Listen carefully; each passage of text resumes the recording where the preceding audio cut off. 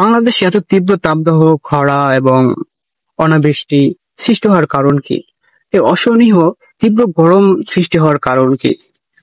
এর কারণ হিসেবে আমরা যদি অনুসন্ধান করি তাহলে দেখতে পাই যে কোনো একটি দেশের ভূখণ্ডের 25% বনভূমি থাকা আবশ্যক। কিন্তু আমাদের বাংলাদেশে বনভূমির যে পরিমাণ রয়েছে তা খুবই স্বল্প।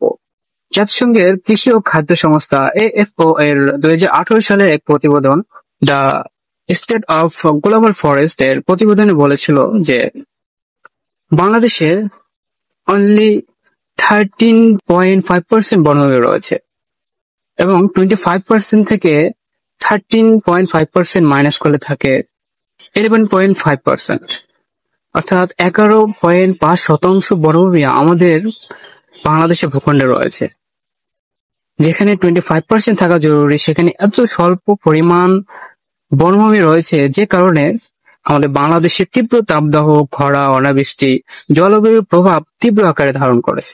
এবং এই প্রতিবেদন ছিল 2018 সালে। এখন পর্যন্ত এই 5 বছর অতিক্রম হওয়া মানে বাংলাদেশের বনভূমি ক্রমান্বয়ে হ্রাস পাচ্ছে এবং যে কারণে গরমের পরিমাণ, তাপদাহ, অনাবৃষ্টি, জলবায়ুর তীব্র প্রভাব আমাদের বাংলাদেশে বেশি লক্ষ্য